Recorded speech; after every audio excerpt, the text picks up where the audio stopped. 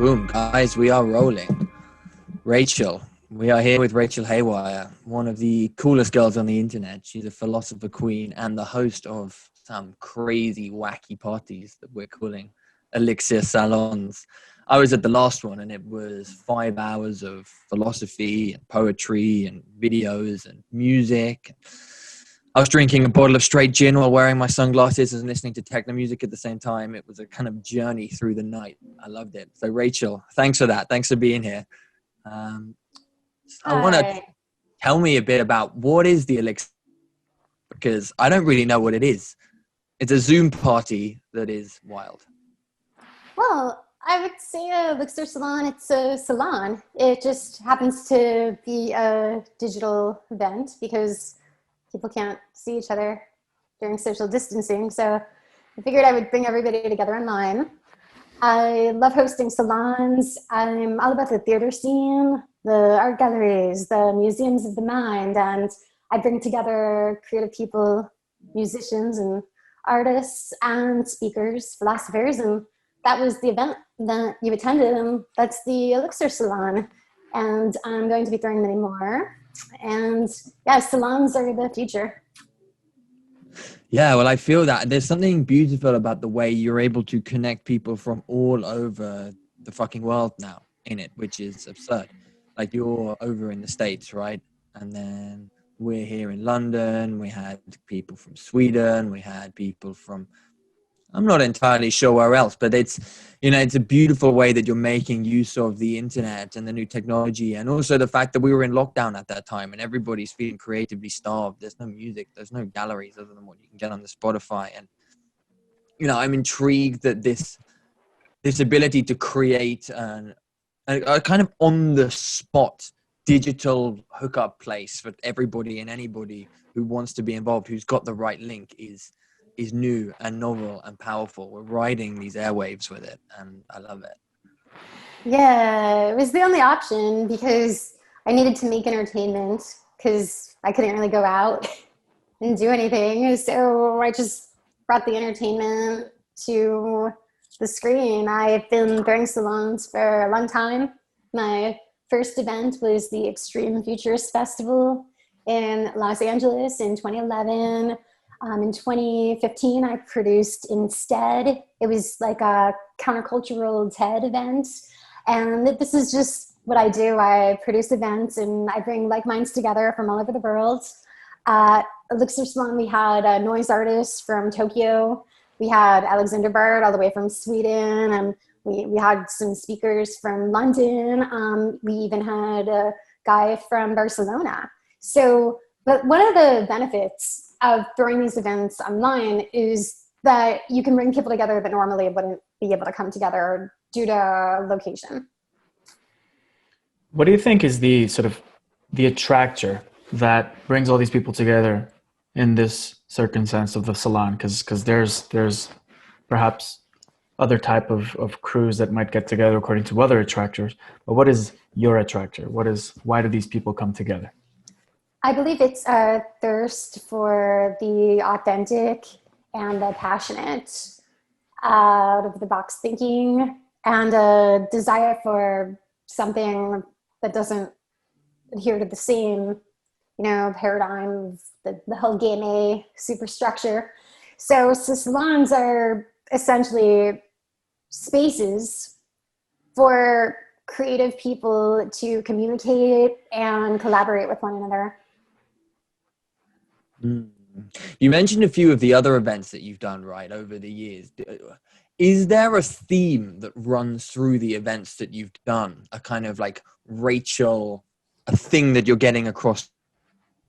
Yes. People from all walks of life, regardless of views, regardless of class, regardless of industry, come together for common ideas. It's not about like a social hierarchy. It's not about people just like trying to get laid or paid. It's about people that have a common idea and a common thirst for knowledge and innovation coming together. Particularly around this scene of futurism, right? That's what I'm kind of getting. And There's something that felt quite cyberpunk. I know we've said in our email exchanges that you're actually not so keen on the word punk anymore, but for describing it, because I messaged you saying you'd used this word in an essay you'd written a while back, aristopunk, that I loved. I thought it kind of encapsulated something quite beautiful, which is this sense of being an other and an outsider and perhaps not fitting in with what's going on in society with its intellectual and its art scenes at the moment.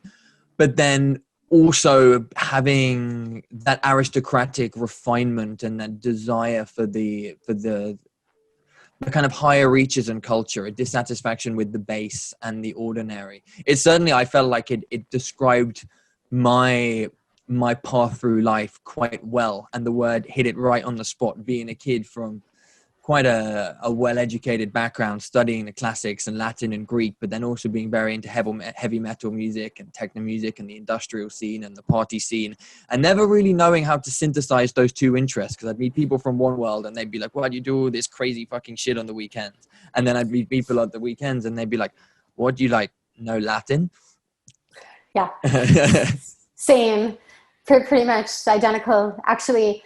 And the whole idea of being like, you can only go to tech conferences or you can only go to goth clubs has always been very limiting to me. Like, I'm somebody who would go to a goth club and dance one night, and then the next night I would go to a tech conference, and there was not a contradiction in that for me, but I was always the only person at both. But what I noticed was that there were people at the goth clubs that I went to that were interested in technology. And there were people at the tech conferences that I went to that were interested in the arts and music and alternative visionary self-expression, and that's what I'm like, that there's a niche for this, that there's a market to grow. That's how the Extreme Futurist Festival and Instead were brought into existence. Outsiders, like you say, but not just like outsiders, just like punk. I kind of feel like these terms can be used in a degrading way, but the sentiment still stands. Yes, it is possible to belong to a class of people that are reaching for the stars, that have a refined and elegant, cultural experience, that are also not the ruling aristocracy, and that this is all over the world. It's all over the map. And I think that actually, like, to get into philosophy for a moment, one of the flaws of Karl Marx was that he didn't understand this portion of society. He didn't understand there were people that moved through the classes. He had the proletariat and the bourgeoisie, and the lumpen, the ruling class, but he didn't understand there were people that moved through the classes. And that's what is the artist classes. The art class are people who move through the classes. And there were a lot of people in the art class that really didn't get covered. That's so cool, because it feels like you're referring to these in-betweeners that go in between classes. And I guess that technology really allowed and empowered these people. And actually, technology might have dissolved all of our previous notions of class, because it all became sort of less neatly defined and all a little bit mishmash, even though there's also a performance and a semblance of classes into the society. But it does feel like creativity as this vital force is manifesting itself not only in these individuals who are moving between classes, but also like in the networks that through technology, like you said, they can create, and you connect such disparate things like goth culture and tech culture. Definitely. The vitalism is a core for me. It's always been an inspiration, just like vitalism, because I think in the materialist, kind of like hyper-utilitarian, rationalist, society that we live in, the society of rationalism, that there is not really a lot of room for vitalism in the mainstream, though there should be. But I think that it scares the non-artists because they don't know how to handle chaos. They don't really understand spontaneity. Everything needs to be on a grid or a chart for them. So if there's anything that really unifies people that come to my salons, an underlying theme it's people that don't have a linear mode of thinking in which everything has to be mapped and grid by this hyper rationalist way of thinking, which is really damaging to Yeah. creative self-expression and like even creative growth, like even economic growth in the creative sectors. They're kind of like saying we don't like vitalism. We want everything to be utilitarian, and like vitalists of the world unite. So here we are. Yeah, I think there's some beautiful synergies to come from this world of technology and from the subcultural art scene, like as you've alluded to. Like, there's a vibe that a lot of well-meaning, forward-thinking technologists are really trying to re-engineer humanity for the best. But I think, as you said, they're trapped within a very logical, rational way of doing it. And about as creative as they can get is often systems thinking. And they're like, yeah, there's a lot that we don't understand, but we can model it using chaos theory, or we can use, can use the Santa Fe Institute and then help us. And then they'll kind of point and go, and this is where artists come in. But they won't really know what else to do. And then what you need to have is a dude with long hair and eyeshadow and black fingernails, like dancing around with a glow stick in his hand, who comes along and is like, yeah, I'm going to fucking show you some wild energies. And I love the sense that what I felt at your salon is that those two are coming together, because I think it's a mistake to read that the artistic subcultures that arose in the 20th century are just a kind of hedonistic, nihilistic response to a mainstream culture that's stifling and boring. Perhaps they have often expressed that way because there wasn't a coherent vision or a coherent something for them to tap into yet. But there is something beautiful and transcendent in these scenes. There's a conversation that Daniel and I have been having with a friend of ours, David Burke, recently, who is... I guess he's an aspiring thinker and a heavy metal guy. And he's got this vision that he wants to push heavy metal in the direction of being a meaningful political bloc. Whether or not it's going to work out, I don't know. I love the fucking vision, because I think what he's tapped into is that there's something deeply powerful, creative and shamanic going on in this space. And it doesn't just have to be heavy metal. It can be the goth scene. It can be the industrial scene. It can be the fucking reggae scene. People are making magic happen, and what our app developers and blockchain dudes need, they need some of that magic, some of that shadow, and some of that mysticism. I agree. I have a friend who makes blockchain art, which is pretty cool. He's been featured in some museums. I worked with Codemy for a while. They threw art tech festivals, and you had like really creative looking robots and like algorithm generated music and that kind of thing. It's pretty cool. So there definitely is a fusion. There definitely is a synthesis, and I think it's going to continue to grow. But I would object to your assessment that a lot of the nihilism comes from people not really having a space. The nihilism just comes from ignorance and a lack of experience and taking the easy way out. It's a knee-jerk reaction to people who don't want to do the work. I mean, it's a knee-jerk reaction of people who don't want to do the work. And I wouldn't just excuse them by saying, oh, well, they don't have a place they can express themselves. They do. People know my events exist. People know that they can go to shows, like even during quarantine, people know that they can go to live, virtual meetup. People know these things. People know that they can go into VR and socialize and dance. Everybody knows these things, like with the exception of like people that are like deep in poverty. Everybody knows. Yet you still have this very nihilistic response, which I think is just ignorance.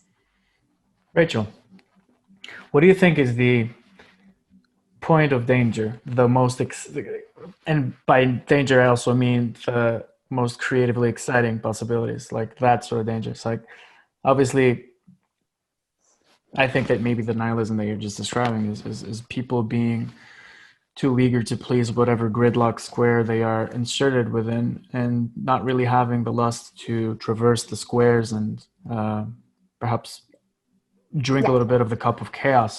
So speaking of the cup of chaos, like, where's the exciting part for you and simultaneously the most dangerous one? Wow. Okay, that's a great question. Because there's so much intertwining of chaos and nihilism. But I definitely don't think they're the same thing. But there's like the notion of like riding the tiger, that kind of Yep. thing. I think that there's a difference between like embracing the chaos and just letting yourself go, and just like being a knee-jerk nihilist reactionary. You know, I think that the excitement and the danger, being on the edge, so to speak, it's about scaling new heights. It's about soaring to new places. It's the thrill of experience and the thrill of going where others fear to tread.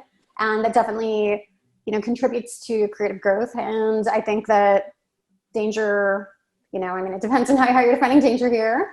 I would like put a cap on like anything that was physically harmful. But yeah, there's a very creative element in danger that is related to like kind of like embracing the chaos and channeling it. And that's more what it's about, like channeling chaos in an exciting way rather than just being a nihilistic jerk off. You said something there that I really vibe with, which is, usually people would answer and say that, you know, exciting but also dangerous stuff is at the margin, and it's about breaking down a center. And you spoke about going high. So there's a difference between that verticality of just like go up and beyond with this Icarus megalomania versus the same old tired story of, let's take down systems of power, which I mean, nobody who's honest about exciting art riffs with that anymore because it's no longer the 1960s.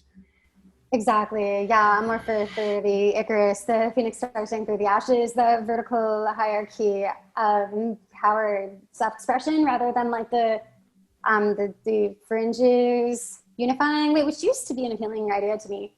I thought it would be cool to like unite the fringes, but then I realized that just created like a new celebrity class, the horseshoe effect. It's like, okay, make the same the new boss, and it's the old boring, right? What I came up with was the notion of transcending the center. It's not about like uniting the extremes. It's about transcending the center and creating something higher and something better and something different. And really just like redefining the rules, and building things in your own image. And do you feel like the first comers will be king of the hill type people, these aristocracy of creatives who end up achieving these new ways of expression that will be necessarily more powerful? What do you mean by king of the hill? Are you referring to the show, or are you referring to like a monarchist kind of? I'm meaning that,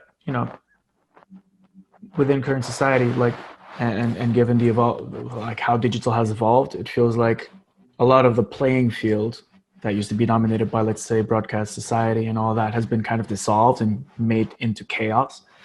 And that has kind of flattened a lot of how cultural life happens. So it feels like the first one to go out there is kind of has that potential. Yeah, very much. Pioneers and founders, people who chart new territory are definitely like, I wouldn't go as far as to say king necessarily, because that there is, there's a lot of like factionalism, and you have to account for black swans and spontaneous occurrences in general.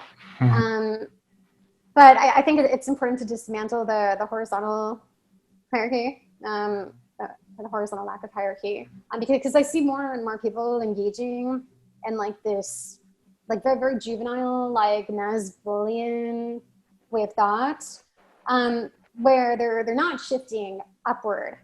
And I think that it's definitely very damaging. Like when it's just a bunch of nihilistic irony types making the same references over and over and over again. It's sort of like this is not this is not engaging. So yeah, going up with the founders and the pioneers are the ones who are, like leading the charge. Yes. Do you feel that relates to your concept of this creative aristocracy, or in how would you like define that for people who don't know? Well, you don't want to define anything too much because, well, let's just say you don't want to define anything too much and then leave it at that. Yeah, you don't want to define anything too much. That's a good answer. Intriguing then, these notions of class have popped up a couple of times, and I think one of the very interesting questions that's coming up at the moment with the advent of digital is about this class structure of the 21st century, something that our mutual friend Alexander Bard has done a bunch of work with.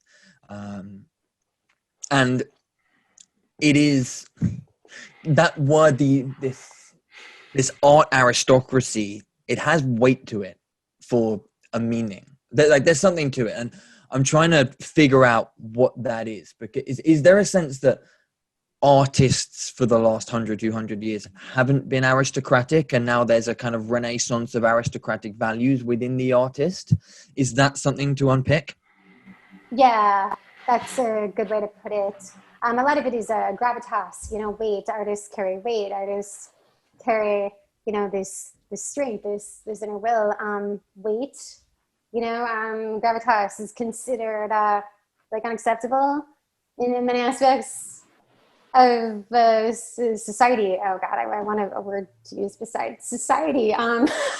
If you know of any synonyms, and some of them ever went to art school. But anyway. So side tangent.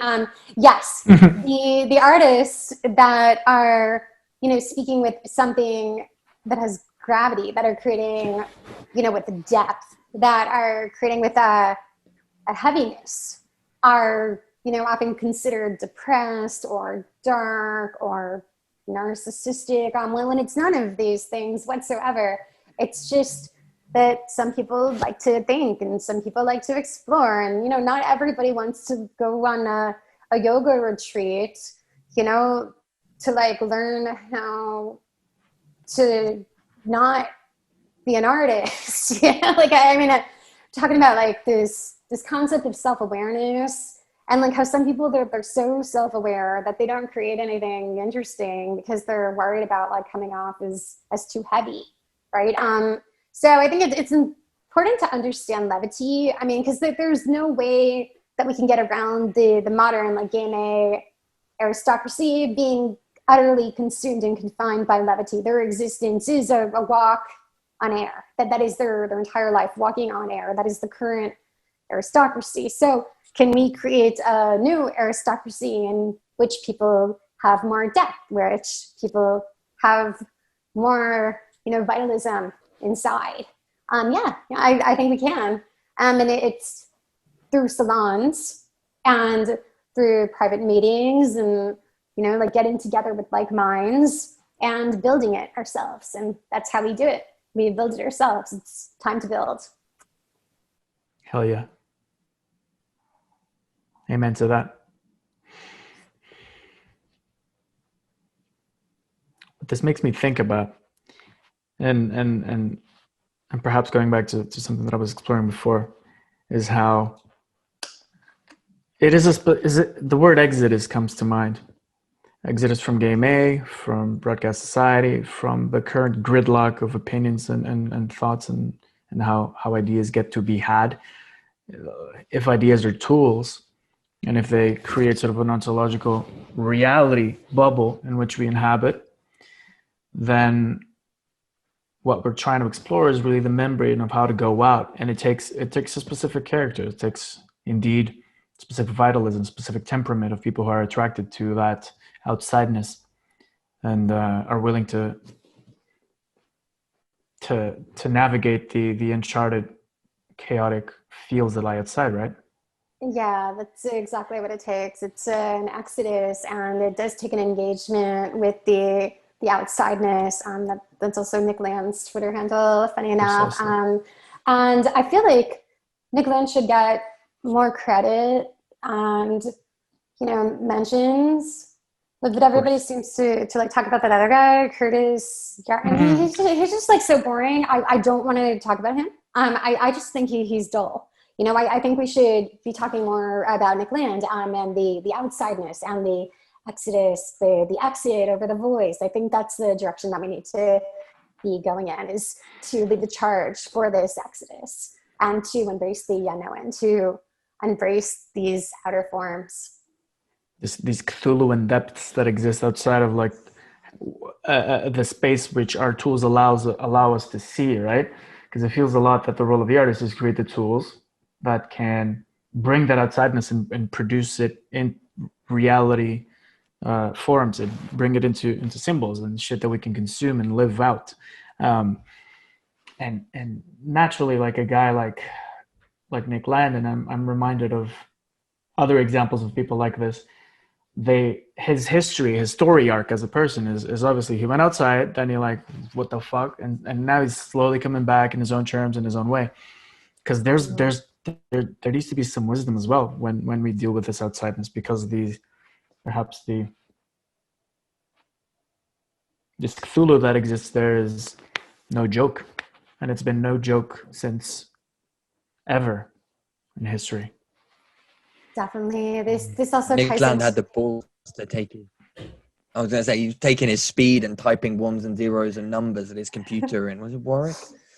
Back in the 90s. And that, I love that as that's like opening up the perception to Cthulhu. It's like a kind of, there's the psychedelics movement, and it's all peace and love, and it's not all that, but that's the mainstream version of it. And then you've got Nick Land there just like, no, I'm going to do amphetamines and I'm going to fucking type. Right. I love the creative possibilities of experimentation with chemicals and with creative process with the computer. Sometimes I'll get high and just type away at my computer and see what happens, and it's dangerous because you don't know what the fuck's going to come out, and you don't know if it's actually like, especially with the chemicals we've got available to us now and the technologies. Our brains are not designed for this shit. They didn't evolve for this shit. But precisely because of that, you can end up with fucking fang noumena. It's so funny you mentioned that. Like, I'm not a meth person, but I love LSD. And I remember I was reading Fang noumena on LSD when I was in quarantine 2 months ago. And then I got to the chapter with all the numbers and all the characters. And I was like, because it's like, wow, and I just started to come up on my trip. And then I remember like putting my VR goggles on and I explored this simulation. I'm saying too much. I explored this simulation where I was actually like swimming with Cthulhu in virtual reality, and I was like going like that, and we were like hanging out. It was absolutely wild. So you are brave. I would like to think that I am somewhat brave. I honestly, like, most of the really brave people are dead. I don't even know if I can say that. Am I going to like lose a sponsor? I don't know. I don't care. I'm independent, whatever. Subscribe to my Substack. I do this so you don't have to. RachelHaywire.substack.com. I do this so you don't have to. It's beautiful. But it's so right. This reminds me of when Nick Land was talking about this alien order of time that betrays itself through synchronicities and meaningful coincidences, and through, if you look back at history, you see the numerology and Kabbalah and the praxis of every magician who loves to fuck with runes and numbers and anything that's there as instead of the outside, right? Because we don't see the outside, and we see it by means of perhaps specific symbols. It pokes its head into reality in moments of coincidence, of synchronicity. I wonder if you have anything to say about that. Definitely. I mean, I'm wary of saying too much now. So Is there such a... sorry, go on. Yeah, there is. Okay.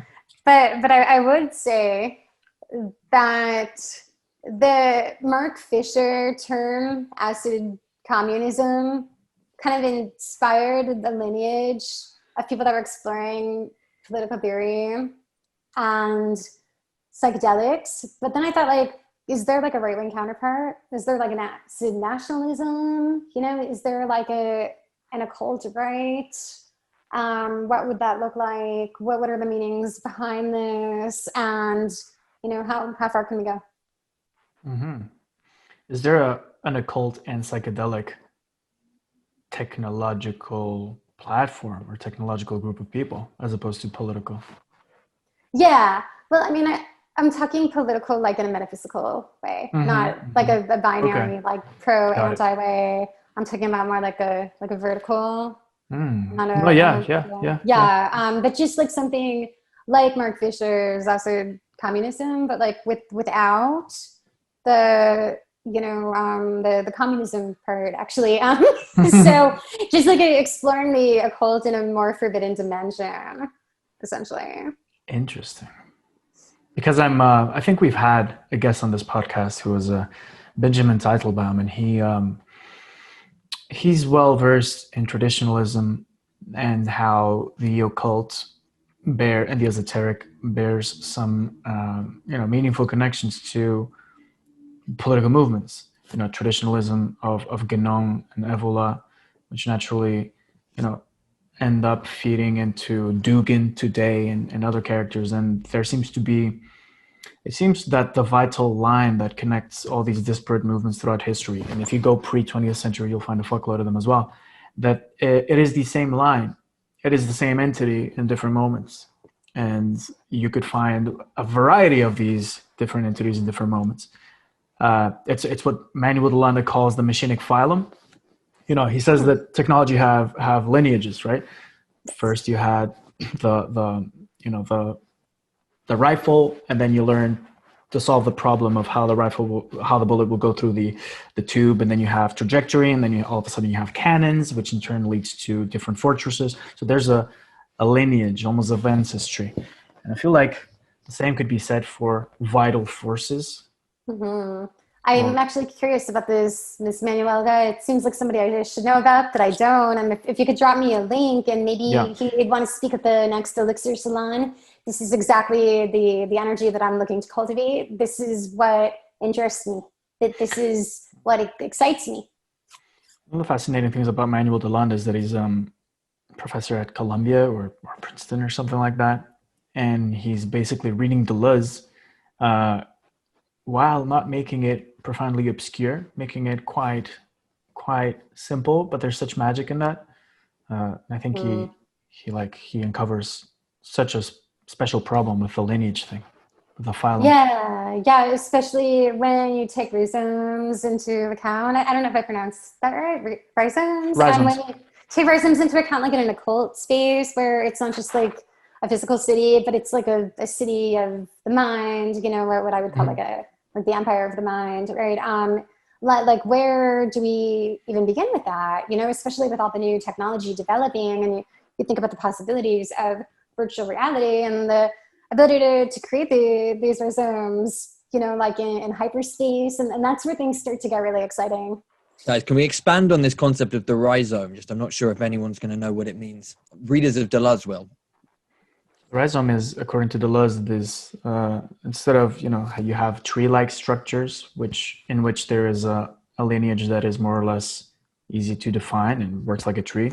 A rhizome is like a grouping where every point is a center, no matter where it's located. It's kind of a cloud or roots or something weird like that. The way that I look at it is kind of this chaotic connection where anything can be connected to anything and descend from anything and outflow to everything else simultaneously in a really fucked up manner that fucks with the laws of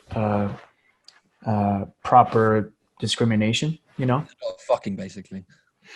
Yeah, it's pretty chaotic in that way. It's chaotic, but it has harmony to it. It's the harmony of chaos evolving. Right, and does that map onto the way that the internet currently looks? It's like chaos, but there's centers everywhere, but it's also there's no like coherent center to it in the way that, say, in a nation state, there's a political bureaucracy who have a monopoly on certain forms of power. On the internet, and admittedly the internet is in competition with these national political bureaucracies, but there are bubbles, but the membranes between the bubbles are thin, and any agent can in theory walk between them and rise up and disappear. I would have said yes a few years ago, but I actually think that the internet has reached a point where it is hyper centralized yet people think that it's not. Like even like 5 years ago, Yeah, there yeah. were a lot more independent channels. Now it seems like everything revolves around, Joe Rogan. No offense to Joe, not, that he's watching this, but if he ever does, right? It's not Joe Rogan that's the problem. It's the celebrity cult worship and like people feeling like they need to be on the Rogan show, like in order to like even be recognized at all. So there's a big centralization with that kind of thing, which I think is like blocking out the true expansion that we could have had. And when we think about like how everybody is on Substack now, which is really cool. Everybody is kind of doing their own thing. So yeah, I mean that's cool. But at the same time, people are still stuck on Twitter. They don't want to migrate outside of Facebook. And I recently left Twitter and Facebook because it was just like too much of the same things over and over again. You've got like, shills on there, like the literal definition of shills, people that are Yeah. paid to, name Derail drop shit. politician, and that they invade and people leave, for new, social networks like Parler, but I went on Parler and like, nobody was really on it. There wasn't that much activity there. And even there, it just seemed to be like the Trump campaign. It was too political. So I think that we need to create new options and that we're actually at the risk of like losing the internet to these superimposed, centralization structures. Mm-hmm. I agree with you. I think the internet is currently being recuperated, whereas, previously we were in the stage of expanding and finding out all of these beautiful, fresh, new things. Somehow that seems to be too spicy for some people to handle. And so obviously recuperation is a process that naturally happens as the market does. It feels like the internet is so fast that this happened faster than, it was 15 years or something that it lasted. And today I think Yeah. we have a colonized internet. Yeah. That's pretty much what I'm getting into. I think a lot of it comes from China. I think that there's just like so much totalitarian censorship, and they're so good at propaganda. They're so good at optics, which a lot of people on the far right and the far left admire, which to me is disgusting because of how they've treated Hong Kong and how they treat their own citizens, and how they've censored the internet and like copied our technology. And it seems like for some reason people want that. And I just can't imagine wanting that. If it was up to me, we would have quit doing trade with China ages ago. And they certainly wouldn't have all this power in the tech industry. I think we've pretty much like signed our souls away to China as Americans in the tech sector. And it may be too late. I think that there might even be like a return to primitivism, as a backlash against this. That's a very interesting point.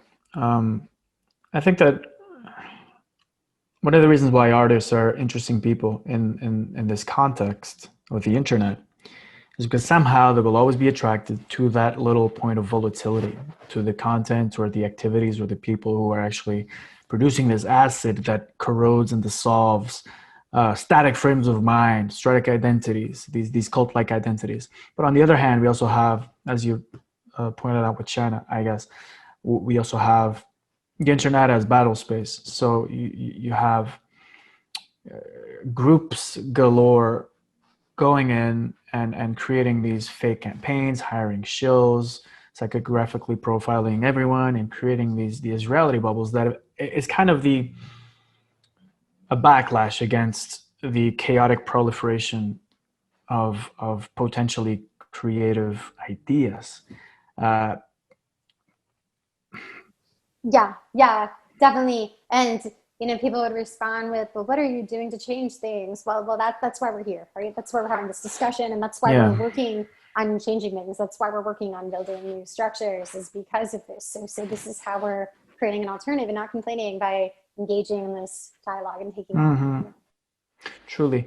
And I think that what you're doing with the Elixir Salon is precisely kind of indicative of the next step after Cambridge Analytica, right? Meaning that, if players of first generation warfare are aware that you can, take people and put them in certain reality bubbles without them even knowing, and perhaps corral them into a specific social mimetic tribe. Then, as a response, obviously the artist and the vital spirit within us will also say, okay, I'll do the same, but with my own, in my own terms. And I guess there's this kind of this breakdown of this pollinization where you see all this stuff kind of popping up here and there. Some will fail, some will be really good. Depends obviously on the curatorship, but I think that's going to be the next step. Everyone's talking about this. Yeah, I'm glad that we're at this point, and I'm happy to be a part of this revivalism, as I call it. It's a revivalist movement of the spirit, and I think it's very core to get involved now. And it is also important to keep people out, have like agendas of making it all like a campaign for the politician, or create a new celebrity class. Like, I keep coming back to this idea of how people that kind of had like this dream of like this Red Barn Alliance and the horseshoe effect. It just turned out to be people creating a new celebrity class. And I think that a lot of these people that are working to create a new celebrity class are coming in and invading everything now. And we have to keep them out. And I'm going to be the first one to say this. I mean, it's going to be me, the Jewish chick, right? I'm going to say it. Like, we need to keep these people out because they are going to invade everything. Mm-hmm. It's like celebrity is this weird, again, emergence of the 20th century that basically allows people to hack being great. And admittedly, there are some celebrities who are good at what they do and are celebrities for that reason. But we've had in the 2000s, certainly, the whole class of the influencer. And it's like the extension of the socialite, where people who are just famous for being famous, and it snowballs. And there's this weird aspirationalism where kids and grown-ups who are still kids look at pretty people on screens who talk about how great their lives are. And it's like, I want that. And if I can't have that, let me at least experience it through you. I can look at your Instagram feed and I can see the pina colada that you're pretending to drink, and thus feel that I'm also sitting on a beach having a pina colada. And it's all substanceless. I think that's the core of it. We live in the age of Instagram yoga chicks, where the way, like a high spiritual attainment is to practice this deep ancient methodology so that you can take your clothes off and look fucking sexy in an advanced asana. And it's such a prostitution of things that can be used for much more interesting and transformative experiences. And so I totally agree with you that people who are oriented towards that celebrity, who want the view counts, who want the audience, who want the lifestyle without the contribution, it's nah, man. I remember walking through one of these super posh areas in North London with my mum once, and she was saying, like, wouldn't you love to live in one of those big houses? And I said, if I actually fucking earned it. I would like to live in one of those big houses right. if I'd done something with my life that merited living in one. But if I was just to go and sell out and then earn, and I say that in the kind of like corporate sellout lifestyle, because I ain't doing that. But if I were to just go and work for a law firm or a management consulting firm and then make a load of money and then go live in a big house, it's like, cool, I bet I'd be miserable deep down. And my sense is that's probably what happens with, or will happen with, a lot of the cult of the influencer as it goes on. Right now, they're probably riding this consciousness hack that goes from, I can get likes, my brain likes. Oh my God, I'm the best in the world. Everybody loves me. But no. Yeah. That is the Instagram, the gratitude girls, the chakra healers, all of it. Well, this is why I wrote the Philosopher Queen Manifesto, was to create a reemergence of the dark goddess, as a new concept, to say more about that. The Philosopher Queen Manifesto was a manifesto I wrote for women that were embracing the darkness as a mystical power. women that weren't trad wives, but they also weren't social justice warriors. They were another force. We were another force, and we're a lineage. You know, we have a history, like everybody from Kim Palia to Joan of Arc to Wendy O. Williams, the lead singer of the punk band, the Plasmatics, going back to Donna Haraway, the author of the Cyborg Manifesto, even going back to Cleopatra. You know, this is a lineage, and when you're kind of like forced to be like an Instagram yoga girl or like a trad wife, you know, which is pretty much just like two sides of the same coin, you know, woke, anti-woke, you guys are all attention whores, right? You know, like we need an alternative. So we are the alternative. And I will say it again, there is no difference between the woke and the anti-woke. They're all just a bunch of attention whores. And it's important to like, you know, to unplug from all of that, to not engage in like, just like, no, like get away from that. Don't go for the likes, don't go for the clicks, don't go for the attention. Attention is a zero-sum game. Status is a zero-sum game. Go for doing what's true to your heart, you know? As, you know, cliche as that might sound, like do what's true to your heart. Do what you believe in, and the right people will find you. It's not about like getting attention or being a part of like some ideology. It's about doing what matters to you and leaving an impact on your own terms.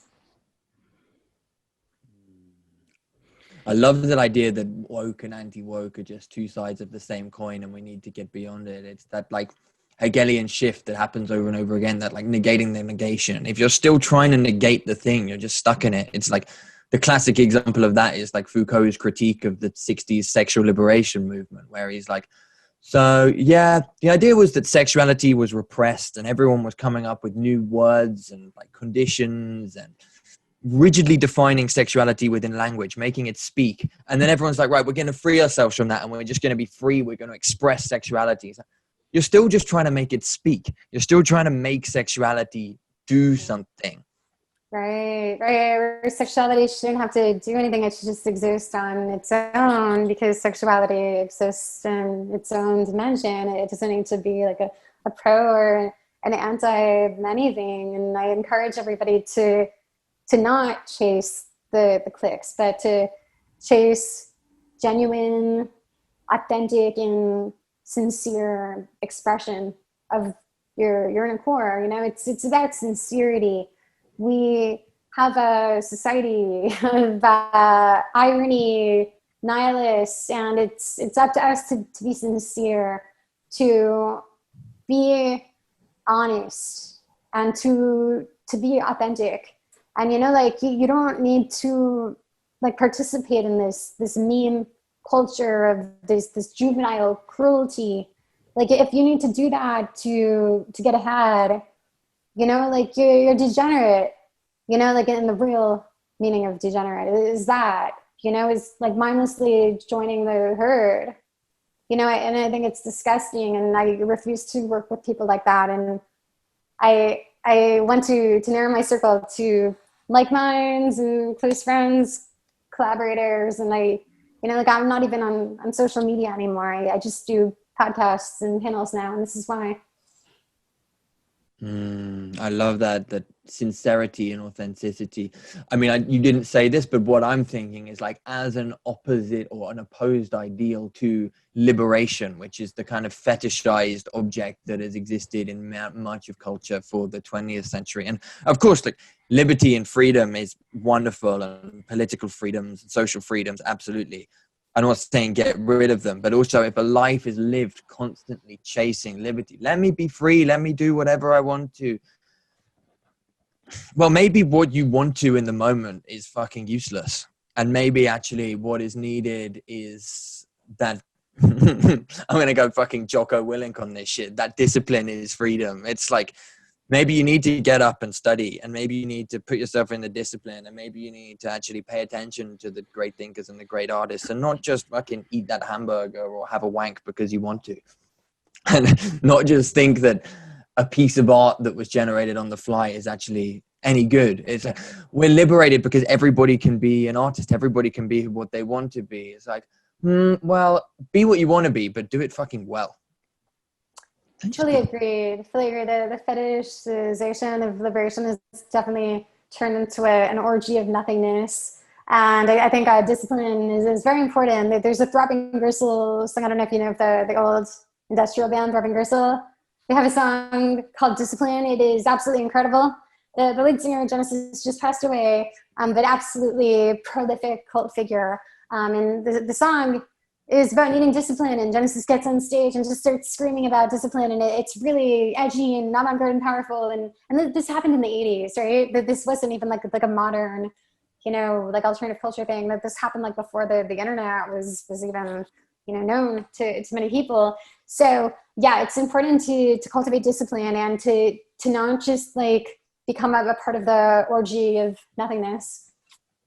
It feels like if you're criticizing something, or rather if you're trying to liberate yourself from something, you're living within its discursive bubble, meaning that you're in a dialogue with that which you hate. And it feels like a lot of what we're talking about is kind of reminds me of schizoanalysis. It reminds me of rather than opposing something, you would rather figure out a way to create a something for yourself by entering into perhaps a deep and honest dialogue with the origin of a vitality, which is the original producer of discursive forms in the first place. Very much. I mean, I don't even have anything to add to it, because what you just said was just so perfect. Is there any? Yeah, well, it's kind of a very. It's the answer that you gave a while ago is good insofar as you said it's better not even to define it, and I understand fully why. Which is, if you define it, then you're putting it into the sort of mimetic field on which it can be mimicked, and other people can do the hairstyle, and it's not about that. It's about the few, not the many, who have the vitality and the will and the power and the capability to produce something, and that haven't been bound within the, being opposed to something, that are people who are actually oriented to creating their own values. It's very Nietzschean. Well, the way I think about it, it's like you have your childhood and you do what your parents tell you to do, and they basically rule your life, and you kind of get by, for better or for worse, but you do. And then you have your teenage years, which are at, fuck you parents, I'm going to do whatever I want to do, I'm going to be free. And it's all in rebellion against the parents. And that's the thing, this liberation comes precisely as a negation of that parental authority. And the return to adulthood is where you kind of take those lessons from being a teenager, but actually go, my parents were kind of onto something. And maybe I don't have to do it their way, but actually I want to be able to stand up and say, at least I am the parent to myself, and possibly the parent to other kids as well. It's that shift. It's no longer either being under their authority or rebelling against their authority, which is still under their authority. You step up and you become the authority yourself with all of the inherent sacrifice and discipline that entails. Yeah, that would be like the Jungerian concept of the anarch, or as the rationalists say, metacontrarianism. But you can also get caught in that loop, like you're stuck in the metacontrarian pool, and then you've got like the post-rationalists, and they're kind of like all saying the same thing, and then you need like a fourth position, and then you need like a fifth one, and it's like an infinite, I mean, it just keeps growing, and it just, it's infinite. And it's chaotic, and you have to know like when to draw lines, and you have to know like when to create borders, and you have to know when to stop.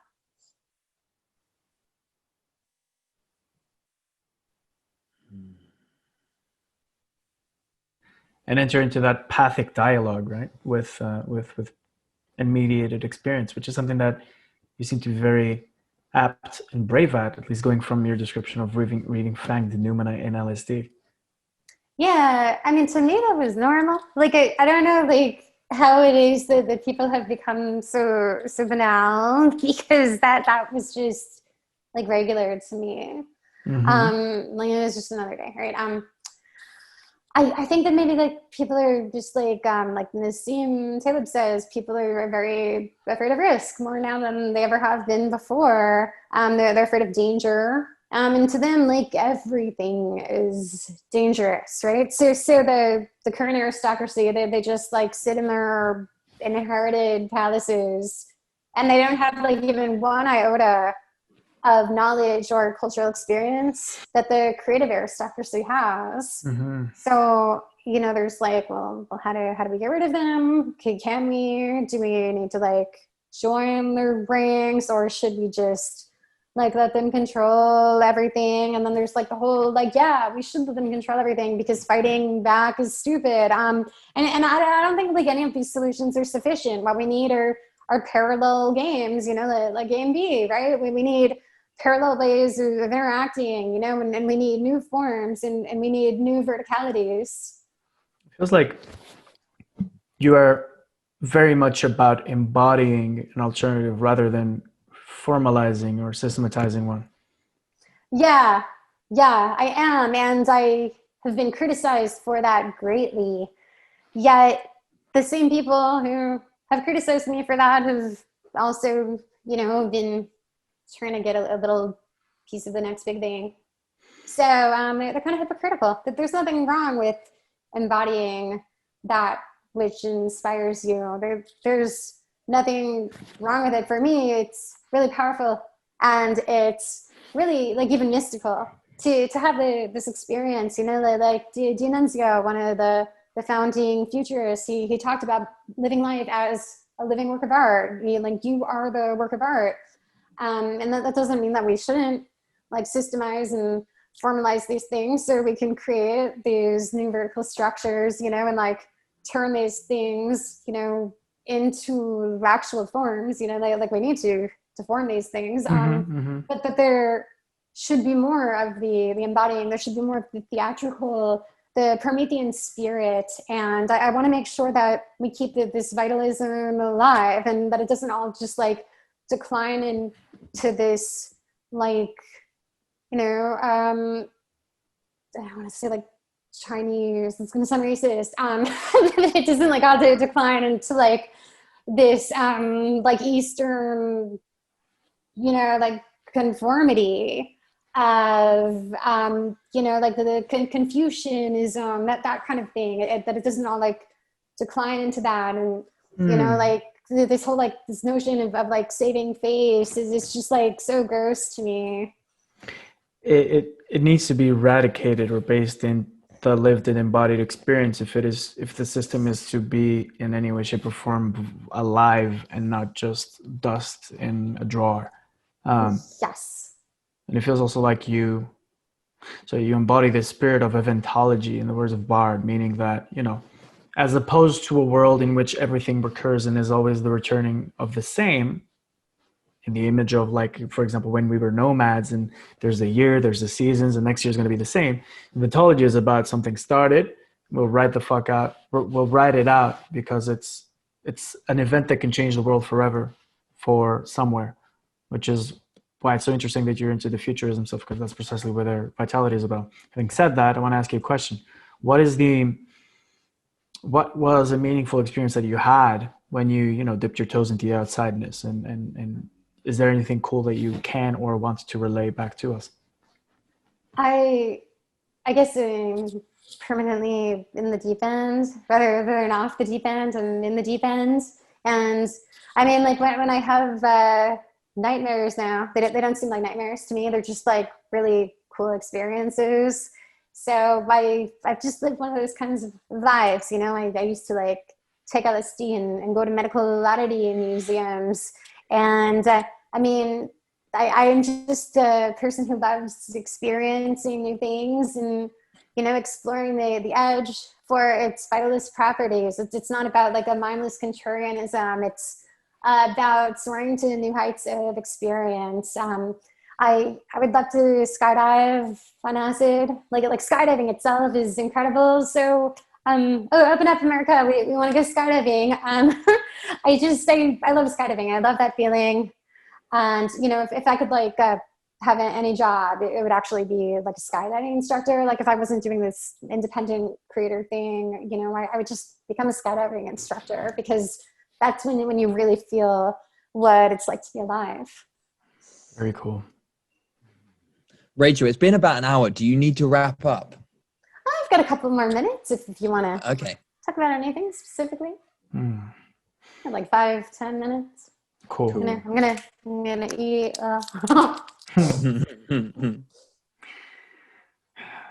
It's cool, and it's interesting because it feels like there needs to be these people, and these are not everyone can or is able or willing to do this. But if we do not have them, then we're forever bound within a clusterfuck of mimicry and horizontal griddedness.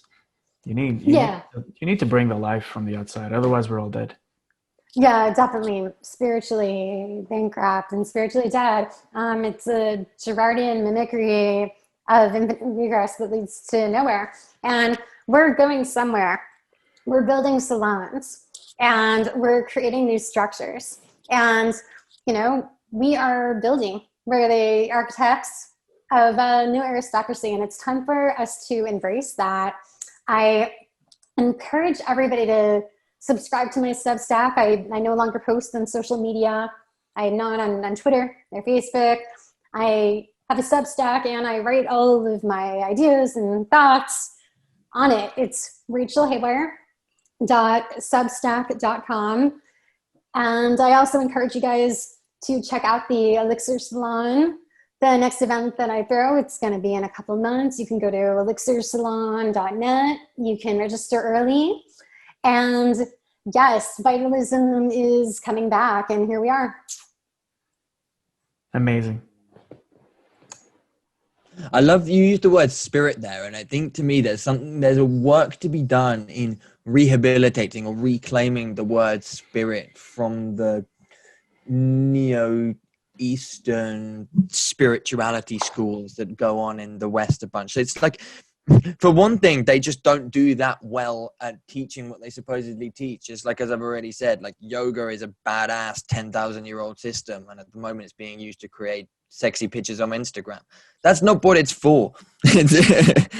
And to rediscover that and to rediscover spirit precisely as this animating principle. And spirituality is not where you go into deep meditation in a meditation center so you can completely detach yourself and then be like Slavoj Žižek has this incredible critique of Western Buddhism where he basically says it's the perfect religion for late capitalism because it basically teaches you don't worry about anything, just be okay with it, detach. It's like, great, well, if the world's fucked and things are kind of like oppressive and shit for everybody, then maybe you don't need to detach. Maybe you need to actually enliven yourself and feel that spirit, that like wolf inside that wants to howl. I was saying to Daniel before you showed up on the call, actually, I learned a great lesson from this German mystic woman last week where she was saying, get used to having the feeling of anger in your nervous system at all times. Not being pissed off and going around and being a dick to everybody all the time, but just get used to having that fire, that vitality that is willing to say no, to draw a line, but also to say yes. And to basically, it's dignity. That's what anger is. It's expansion. Mm-hmm. And I think I'd love to talk to her and invite her to the Elixir Salon. You guys are mentioning people, and I'm like, we should be in contact. So yeah, to definitely introduce us. If you can, like women saying that, not to be like genderist, but like it's just so refreshing to hear another woman saying that, period. 100%. I completely agree with you. Too much dick energy sometimes. It is. It's like fucking hell. But well, I mean, it's too much like feminine energy with a dick. You know, it's like too much. Like it's too much like feminine men. You know, but it's another issue. It's another issue. Yeah. Feminine energy with a dick, man. So, yeah. When is this gonna air? When I want to like send out a notice to my Substack and let them know about this. I've got a bit of a mountain of shit to edit, and so I'll try and do it as quickly as possible. It could be about a month's time or so. Cool. But yeah, I will. I'm going to try and do a couple tomorrow. So yeah, we will see what happens with it. Really, great. It's been real. love these discussions, and thank you guys for being on this journey with me. And I think it's going to continue. And Yeah, for sure, dude. I cannot fucking wait for the next salon. And wonderful. you're welcome back to talk on Technosocial anytime. Sounds great. I hope you guys have a wonderful rest of the day, and I'm sure we'll talk soon. Right. Brilliant. Ciao. Oh, bye.